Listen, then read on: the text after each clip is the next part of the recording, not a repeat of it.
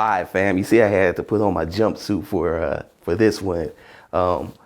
This episode of the Foresight Podcast, we're going to be spending some time with DJ / entrepreneur Miss Tashara Earl. Let's get into it. Let's go.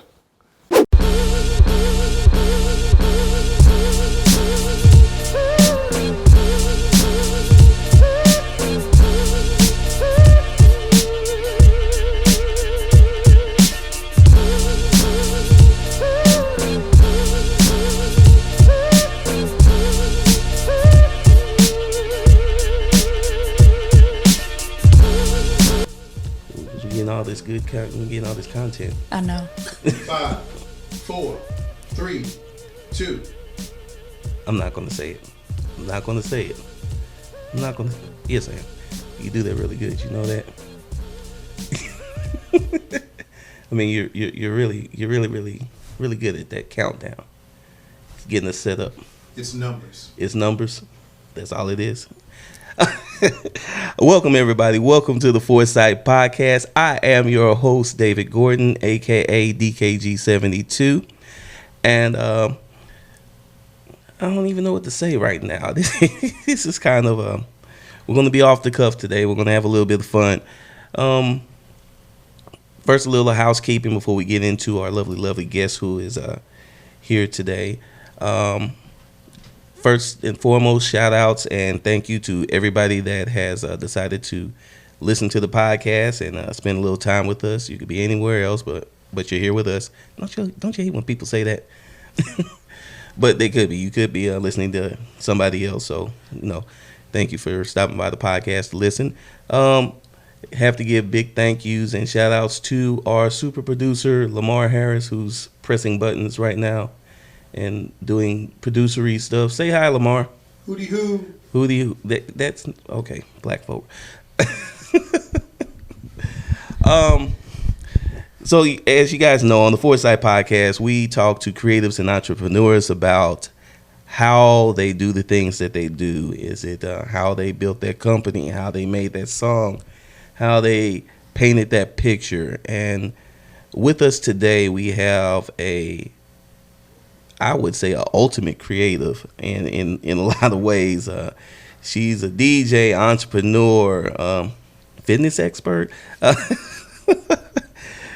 She's done it all, and gonna have fun talking to her today. And without further ado, I'd just like to introduce to you all our guest, Tashara Earl. Thank you so much, David, for that introduction. Yes, some people like to think that I'm a Jamaican. I got so many talents. She's also known as DJ Sweet Tea. Yes, DJ Sweet Tea. That's me. Okay, well, Tosh, as we always like to start off, tell everybody your superhero origin story and just kind of bring them into your world a little bit. All right. Well, to be honest, not sure if I should start all the way back from when I, first came to Earth. But I mean, if you want to, you can. Oh, no. I'll just say that I am a St. Louis native. Mm-hmm. Grew up on the north side of St. Louis. North side? Right. Some people try to call it the bad side, but it's not. No, it's not. I came from the north side. I came from the north, too. I'm a good girl. We are the north. Yes, we are the north. So, pretty much getting into my career field. Mm-hmm. I'll just go straight to that. So, I've always been a creative. Dancing all my life. I like to say I came out from the womb dancing. Okay. So, dance is my first love. Okay. And when I actually started to pick up the skills of DJing, mm-hmm. It just naturally happened. Oh, wow. And so I like to call myself a dancing DJ. Okay. Yeah, that means like when I'm behind the turntables, I might be back there dancing. I'll come out on the floor with you and I might do a cha-cha slide or a wobble with you. Okay. Yeah, we're going to get into that because I've seen some of your lives. Yes. Thank you.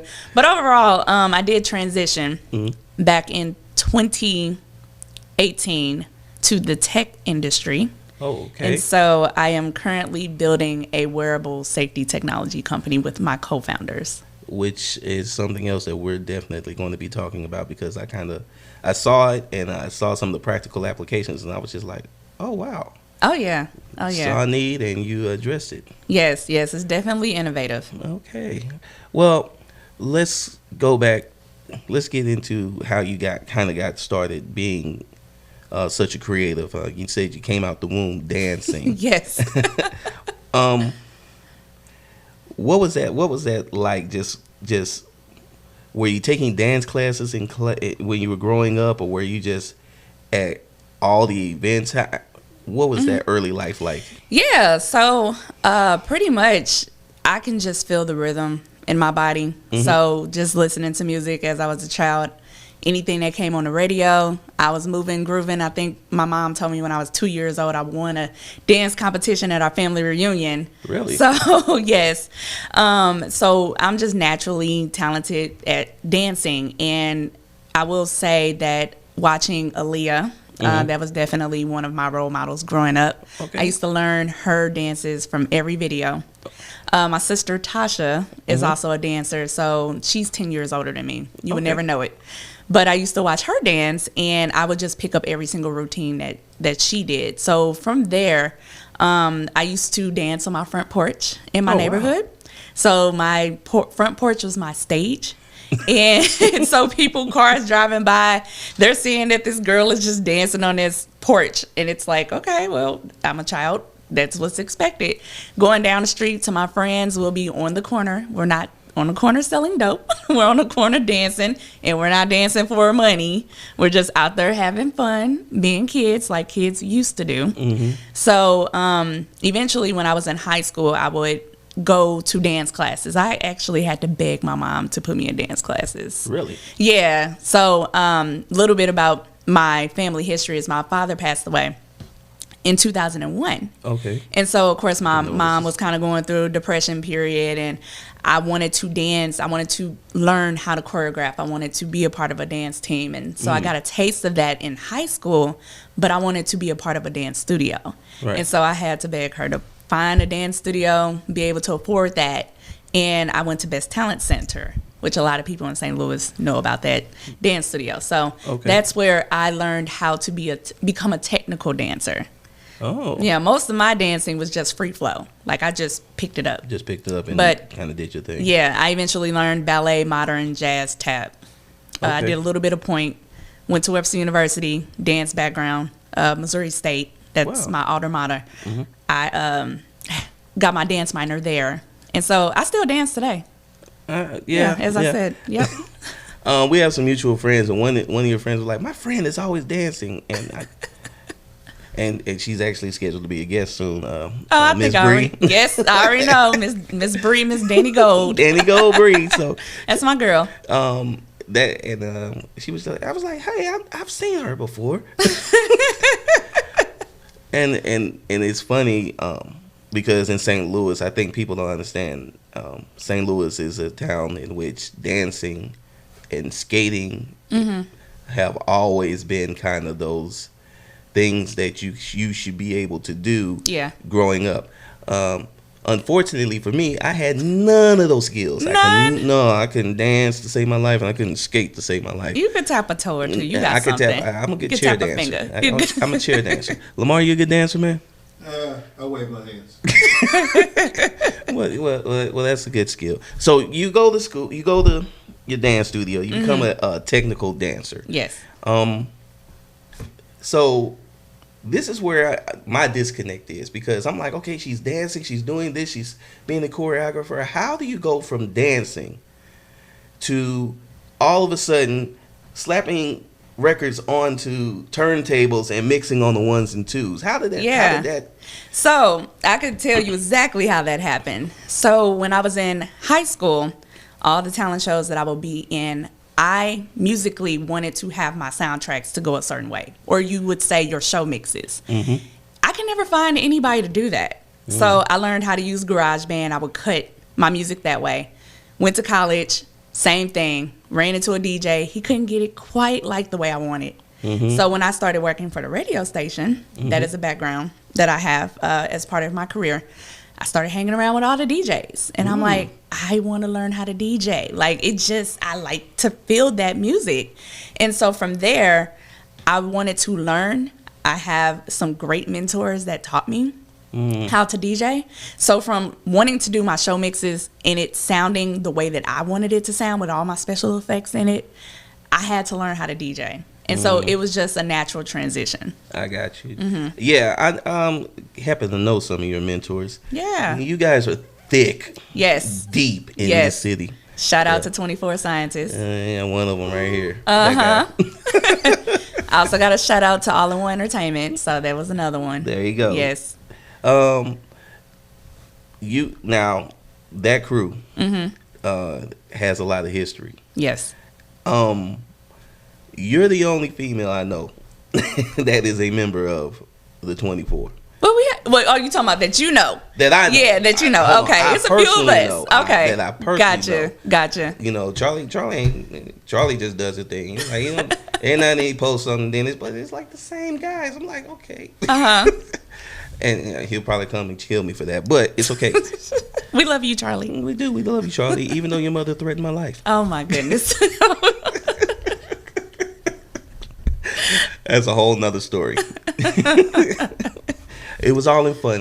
Yes. But so there are female members of the group. But what is it like being in a collective of DJs? Because I don't think I even covered that when we did the interview with Lamar. So what's that like, just being in that collective, and what's it like just kind of being around that history and gaining that knowledge?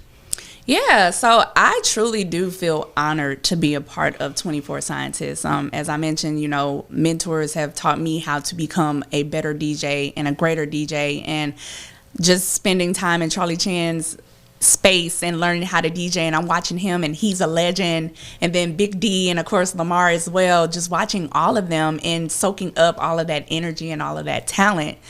And from there, I'm also figuring out my lane. I'm figuring out the sounds that I love to play, I love to hear. And so being in that space, we're sharing energy, we're sharing music, we're sharing ideas, we're crying together, we're loving on each other. So it's a great family environment that we all come together. So I love it. I am so thankful, like I said, to be a part of 24 Scientists. Now, you just said that you were kind of figuring out your own lane, which... strangely enough, that's, I think, one of the great things about the collective is all of you guys are just so unique. And once again, what stood out to me when I first met you is mostly through social media, and you would just post your live streams of the parties you would be doing, and then next thing I know, is she okay? She's dead. What's going on? So take us through a DJ Sweet Tea party. What is that like? What is that experience like? Yeah, so definitely, if it's a birthday party, I'm gonna throw it out that way. So of course, you go through the ambiance of introducing who's there at the party, and when it's time for us to get to the dance floor, that's when I break out. Once again, you get people on the floor with slides. I literally get off of my tables and join them sliding. I will also have the mic. I need to have that energy up when I'm mixing. So once again, those slides really help, but I'll come back to the table, I'll mix. I like to go between old school and new school. So no matter what age limit we're at, I try to throw in just a little mix of each decade. So from there, a lot of people come up to me and be like, oh, I don't know that many female DJs. You're awesome. And of course, they want to get your contact so they can hire you for the next party that they do. So my parties are always full of energy. It's full of life. Once again, I'm a dancing DJ. So I come out, I may have my purple hair on. I'll be in a certain, type of outfit that's dazzling or sparkling or something like that. And I just love to have a great time with the crowd. Yeah. It's I was watching a stream and I was just like, good God, she's got to be tired. You definitely have to have that momentum. Yes. Man, that's a lot of momentum. So, so it seems the music was the first love, and came out of the womb dancing. Then you had to have control. Why are we such control freaks? we have to control everything. We have to control everything. Now, 2018 hits, and then I start seeing more and more tech-related posts with you. What brought you into the tech segment? Yes. And what attracted you to that sector? Yes. So, as I mentioned earlier, part of the radio industry, working in the promotion side of the radio department. And I just hit a ceiling. I was at that point where the corporate side of life, I was like, yeah, I really want to tap into something that, to me, radio's never going to die, but it is transitioning, and I've hit a ceiling with my position. I want to go into a new space. In tech, I've always been attracted to tech with all the gadgets, watching all, sci-fi movies and things like that. I wanted to navigate into that field. So I wasn't too sure exactly what I was going to go into. So when I came back to St. Louis, so I was in Atlanta, 2018 when I made that decision, came back to St. Louis, and I reconnected with someone who created this amazing product.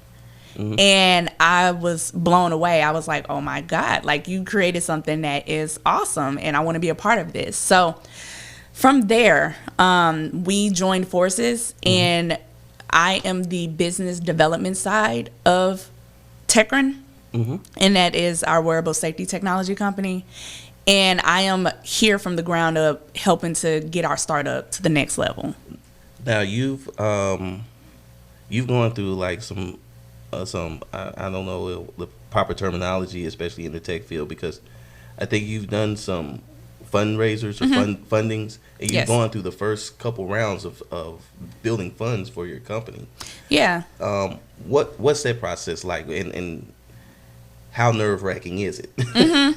Yeah, so it's been a journey, I will say that. So 2018 is when I came into the tech space. And when you have a product and you're trying to figure out the amount of money you need to get it to market, you really do have to come with a plan, but you also have to network your ass off with some people. You have to go to venture events where you're connecting with other innovators, inventors, other entrepreneurs, and then you're also connecting with investors, whether they're going to invest with your company or not. But you want to get yourself well versed in that community so they will know your name, they will see your face, they will know what your product or your service is, and from there you'll start to just grasp on to more information. So when it came to funding, you look for any and every grant competition that you can become a part of. You look at any and every pitch competition that you can get into, and whether you know how to navigate it or not, you just jump in there and you do it. So I had to do a lot of research. I do have a business background. That's what I went to Missouri State for and Webster University. Cool. And so I utilized that.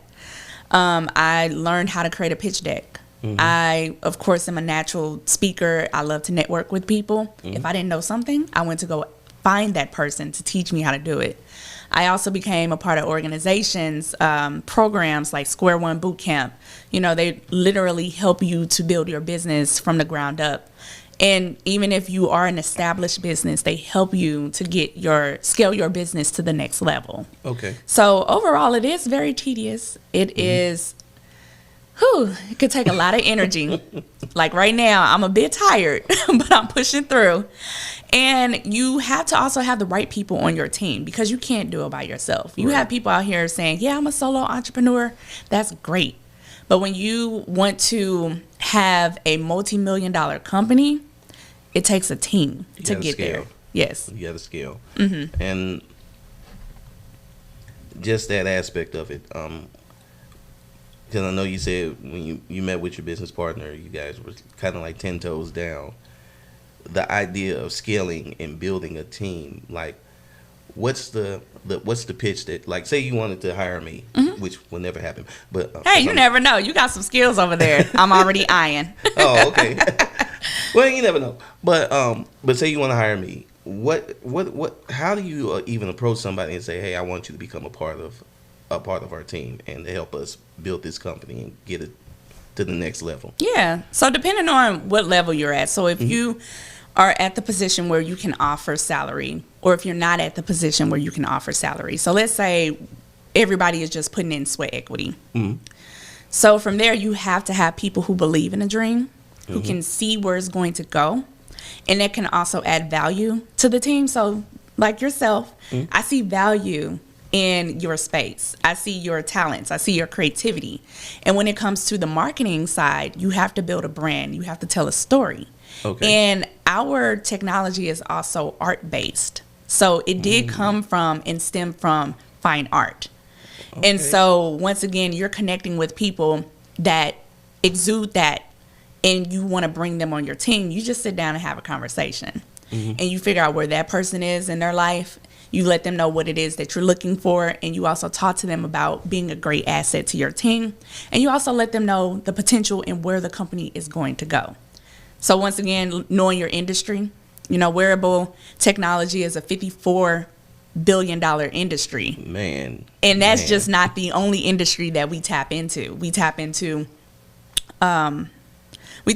outdoor industry, and that's a $650 billion industry. Now you have to break that down into different sectors, but overall you let them know this is what we're in. This is the space that we're in. We want you to be on our team. So, recent post that you had, you guys had actually went through the actual physical launch of your product, the wearable technology. Let's break down exactly what it is and how it actually addressed the issue. When you broke down what it did, and I was reading it, you just read it, and then it's kind of like that one of those moments when they had a light bulb, like, dude, why didn't you think of that? It was such a simple. It's a major problem. Well, it's a small problem, but it has major implications. And you came up with such a smart and sensible solution for that. So just kind of explain what the wearable technology that you created is and how the problems that it addressed. Yeah. So, and let me also say thank you for that. But I do have to make sure that it is known that Antonio Julius is the inventor of the product. Okay. So I've added value to the product, but he is the inventor. And so shout out to Antonio. Yeah. So we like to call him AJ. AJ. So that process, he has his own personal story. And that personal story is that he was a victim of a hit and run. And so that is where this stemmed from. And he's always been, very attracted to LED lighting and performance and fine art. And so that stemmed from this product. Now, there's been generations and prototypes to create this product where it's at today. And so once again, that's where I came in. The prototype that we're currently on now, and speaking more on the wearable safety technology, it's an LED lighting utility harness that an outdoor enthusiast or a public safety official would wear when they want to be seen and when they want to see their surrounding areas. So it is a safety product that is just going to help to save more people's lives, help them to be more visible to motorists, and also help them to be found a lot faster if they're out in the woods. Yes. And so once again, that story stemmed from his personal experience. But by me being an outdoor enthusiast, I've gotten lost in the woods before. And it's very scary. And your cell phone is not bright enough to help you to be found. So that's the backstory to that. Apparently on Quibi, there's going to be a series about some guy trapped in his car, and all he got is his cell phone, and his friend is like, dude, I'm at a party, but I'm gonna come get you. He's like, dog, I'm about to freeze to death. Right. So yeah, the idea of being all right. So that hit another nerve with me, because that's one. All right, we have irrational fears. Yes. Yes. One of my irrational fears is being trapped or stuck or lost in the woods. I don't know why. I'm not even like an outdoorsy type person. You never know. Yes, it's like when you used to watch those wilderness survival movies and stuff like that. That really is like, it's like, okay. And for some stupid reason, I've always been like, okay, if I get attacked by a bear, I don't know why. Irrational fear. So for you guys, for AJ to have created this, and then for you guys to have built this company, which is going to address not even my irrational fear, but actual real life situations, which can really help people. That's insanely crazy to me. Yeah. One special feature that everybody is attracted to, and especially Chameleonaire, we did his pitch competition on Convos, is the turn signal technology that we have for motorcyclists and also cyclists. So it allows the motorist to see the motorcyclist or the person on the bike a lot more clearer on the road. And so you have the right turn signal, left turn signal, and brake. And it can also wirelessly connect with anybody's motorcycle. So a lot of people are intrigued by that. No, that's I've known a few people that are motorcyclists, and I worry about them all the time. Yeah. You hear some of the horror stories. So something like that, especially nowadays, in which I think the driving has become a little bit more reckless. It has. With all the distractions in the car. Oh my God. Yes. It's so much more reckless, and for some reason people don't understand what speed limits are. Yeah. So the people I fear for the most nowadays are motorcyclists, because there's nothing to protect them. So that again, again, you guys are seeing an issue, and you're addressing an issue automatically. Right. Yes. And I think that's one of the great hallmarks of any great company. Now, you guys said that now you said, you guys, because it's a group. Yes. Now, you said that you guys are going to be expanding into other areas. Are you able to even talk about that? As kind Yeah. of So overall, we have 2 organizations. So TechRen is our organization that focuses on outdoor enthusiasts, and then our public safety innovation focuses on the government side. Oh, wow. So that's where we tap into law enforcement, the traffic officers. We tap into Navy, Coast Guard, FEMA. Totally different industry, but they also need safety as well. Yeah, and they spend their money. They do. Yes, they do.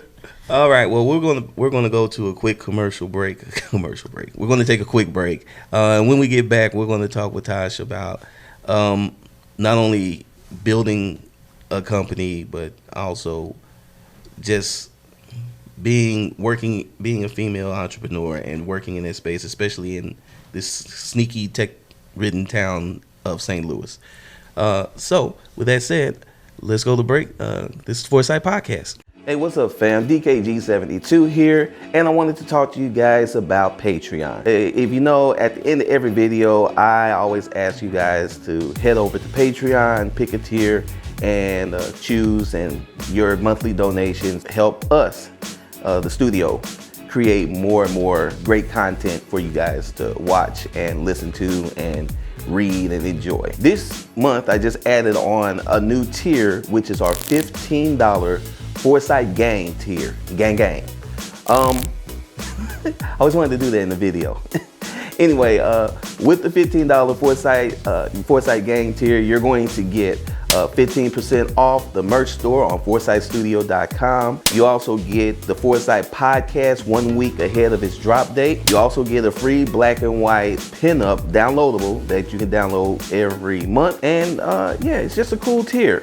Now, there are other tiers, like there's the $5 tier, there's $10 tier, where you get like 5% off, 10% off. And then there's the $20 tier, in which you get a whopping 25% off. So head over to patreon.com, DKG72 Comics, and check out all the tiers and figure out which one works for you. And just remember, the $15 tier and the $20 tier, you'll get the Foresight Podcast 1 week ahead of its drop date. All right, guys, it's your boy DKG72, and I'm out. Peace.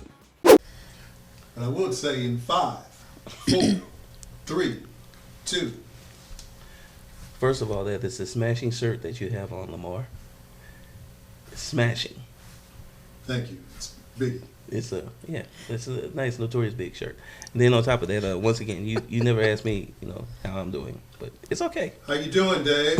Doing okay? I'm doing all right. I'm doing all right. Some good fresh water. Yeah, got fresh water. Feeling good about myself. It's good. I'm just saying, feeling great. Just don't want to be left out. Just don't want to be left out.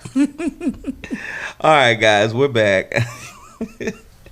And we're talking with Tashara Earl, a.k.a. DJ Sweet Tea, a.k.a. one of the hardest working ladies in St. Louis right now, and you have come back to St. Louis from Atlanta. What station were you working at Atlanta? I was at Kiss 104.1. Okay, I used to listen to Kiss. Did you? Yeah. When I spent 6 years in Atlanta, left in 2013. Okay. That was one of the stations that I would listen to every now and then. Yes. What was that like? Oh, well, Atlanta has about 10 other urban radio stations, yeah. and so it was a lot of radio wars, a lot of competition.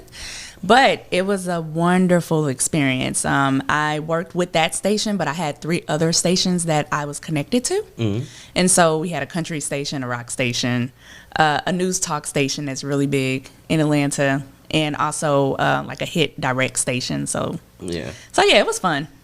And is that Radio 1? No, that is Cox Media Group. Cox Media Group. Yeah. Okay, yeah. I actually had a chance to meet the Isley Brothers doing a concert. That was iconic. Oh, Ronald Isley. Oh, yeah. There was a story behind that. He actually took like 20 minutes to come on stage. Oh, Lord. Held the concert up, but it was fun. I remember he did a show down on the riverfront for the VP Ferry. He got mad. He's like, Nelly ain't the only person from St. Louis, y'all. Y'all better act right. I bet. Yes, because he does live in St. Louis. Yeah, he caught attitude real quick. I was like, okay, y'all better leave that old man alone. Y'all better cheer. I actually think his brother, I don't think they get along, but they come together for performances, and that's it. Well, Yes. Kind of, yeah. And heard some story. They kind of get along. Yeah. Like at least in public. Right. Of course, yes. I would almost hazard to guess they don't get along, and it mainly because they're brothers. So, of course, it's like but that time Mama bought you something and I didn't get nothing. Punishment. But you come together to get that money. Yeah, you come together to get that money. Speaking of coming together to get that money, you are a statistic.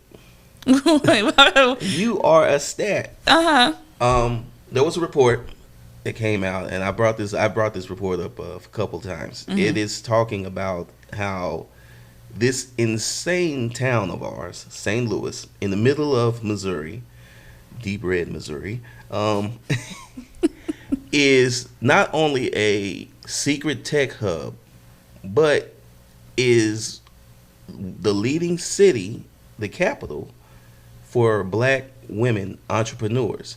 Per capita, we have more black women entrepreneurs than any other city in America. So you're a stat. Yes, and that's a lovely stat to be a part of. Yes.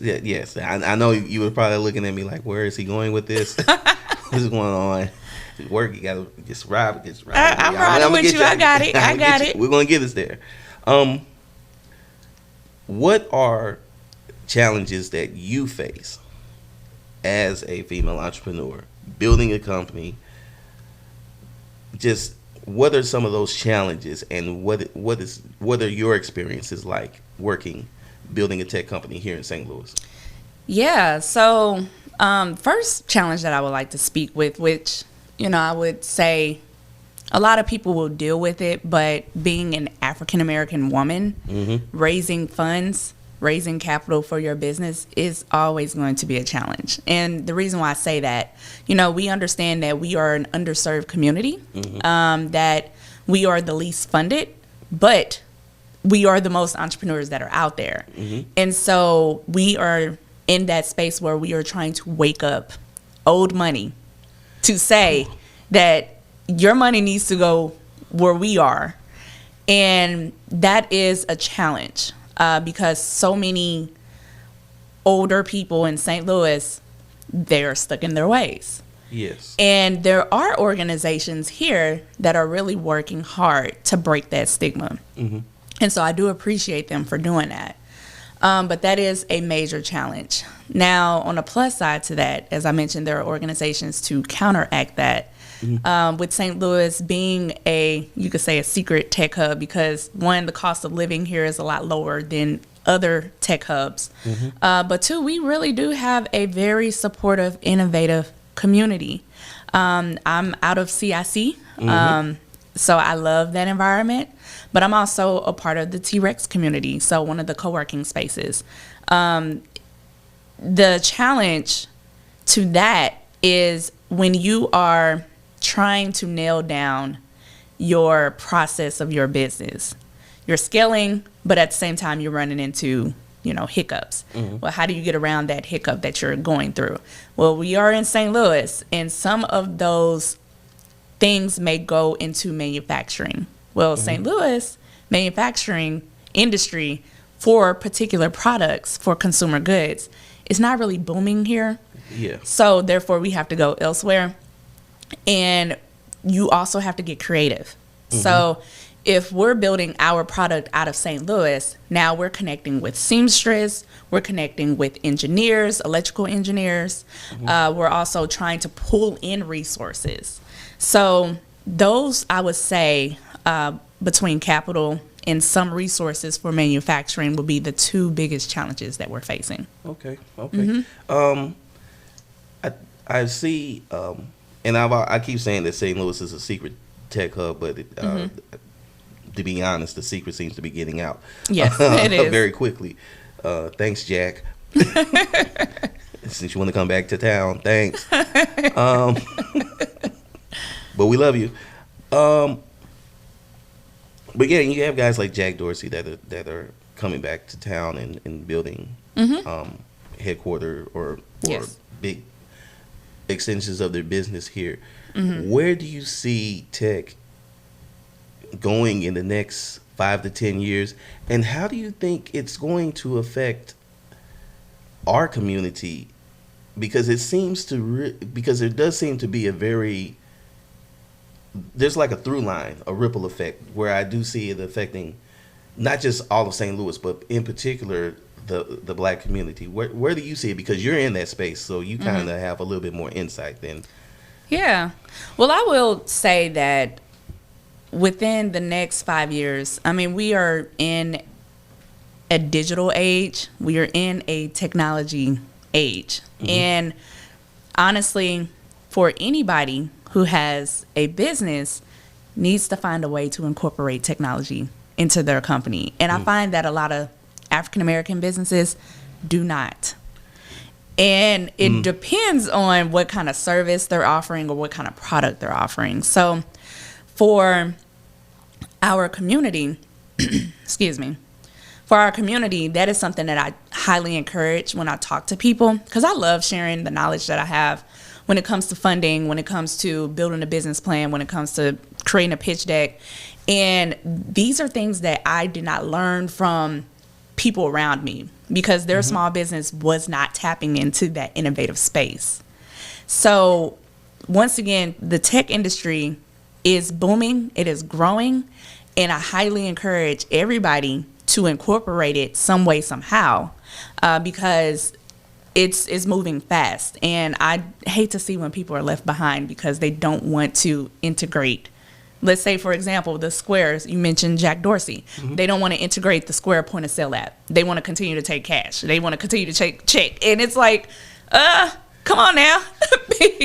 People like conveniency, and we like to get in and get out quickly. And so that's a simple thing that you can do. Man, that is my biggest fight with some of my entrepreneur friends. I'm like, get the little block. It's easy, and it's free. The first one's free. Well, I like the one, the Bluetooth, the contactless chip reader. The contactless is. I think that's the one that every entrepreneur in St. Louis should have. The little one, not the bigger one. Just get the little one, because that opens you up to so many different options to take payment. It does. Me personally, I'm fully integrated into Square. Yeah. Especially for whenever we're able to go back outside and we can, I can do point of sales again at conventions. And I literally had Lamar was there. Guy forgot his wallet. Wanted to get a couple copies of the book, posters. Yeah. Can I pay with my watch? I think so. Look at that. Yo! Right, exactly. You did not miss the opportunity. So and that's the point. That's always been my point. Yes. With all Black entrepreneurs. Right. Because you just detailed it. It's harder. Yeah, it is. The money doesn't always come easy. So we have to kind of have that investment into our business. And speaking of that, what were some of the personal investments that you had to make? Was it like, I don't, not so much, we don't want to get in your pockets, but was it, what was the time investment that you had to make to build it, even just to get to the point? Because I know you're nowhere close to where you want to be. Just because we're entrepreneurs. Yeah, of course. Yeah. But what is that like, that time investment, that yes. So equity? yeah, so a lot of people think that entrepreneurs never sleep. I do get sleep because that is vital to me making key decisions, smart decisions, and being able to pour energy into the business. So I do have to make sure I take care of my temple.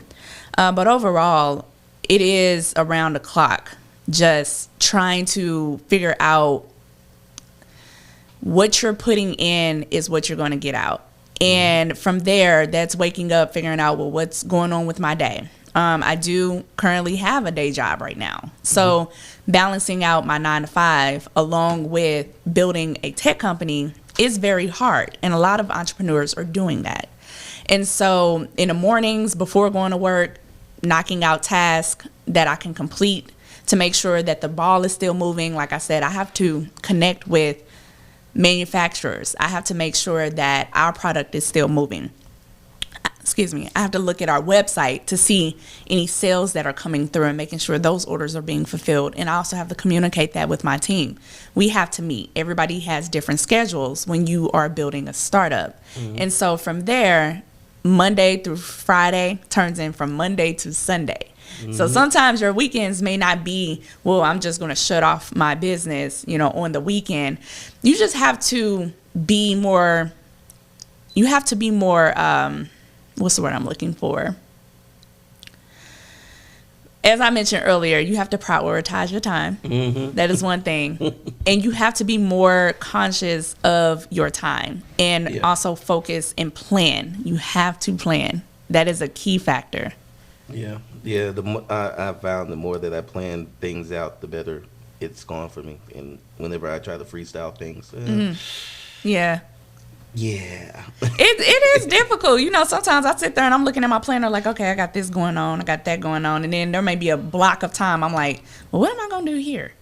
And so I have to always come back and just say, well, let me just get a list of everything I need to get done and just pocket it into some part of my day.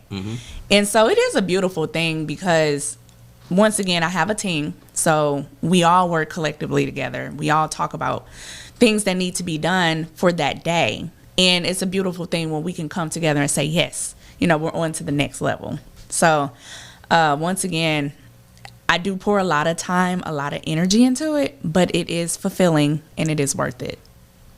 That sounds like a true entrepreneur. Of course. The basic translation is the only thing she gets is sleep, y'all. There are no days off. No, it's no days off. Like, even when you're on vacation, like I went to Chicago and it's like, oh, well, we're doing a photo shoot and a video shoot. Let's take advantage of this time. And it becomes more of your lifestyle. So it does get to a point where you have to consciously think like, yeah, okay, I got to take a break. But it becomes a part of your life.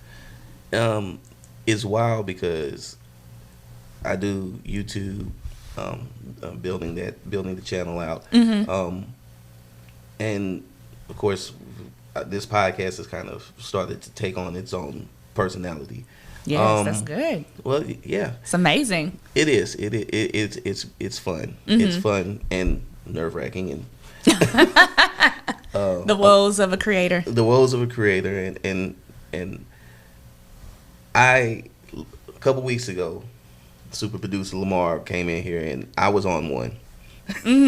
And you've experienced Lamar when he's just been deferential, like, okay, yes, you're mad right now. And it wasn't. I was only mad at myself about some stuff. Okay. So I was just like, things weren't going the way it is. As a creative, how do you deal with those moments when you want something one way, it's decided it's not going that way, and you're ready to kill it?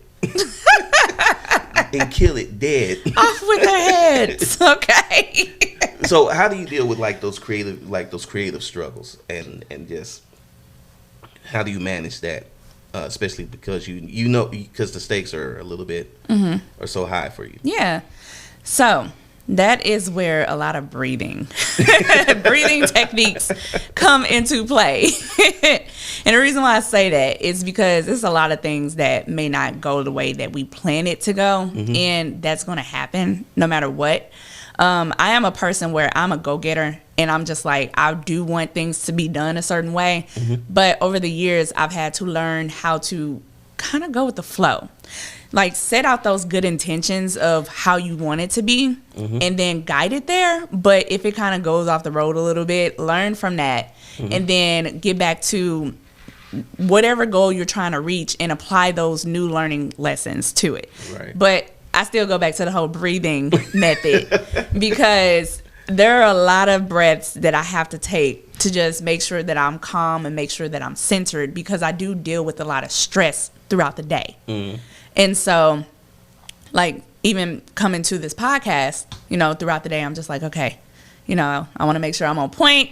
I want to make sure, I'm articulate. I'm saying every single answer, and I'm not letting the stress from my day keep me away from being present during this conversation. So I deal with those struggles with a lot of breathing and also a lot of communication and figuring out what went wrong and then trying to figure out what can we do better to make it right the next time.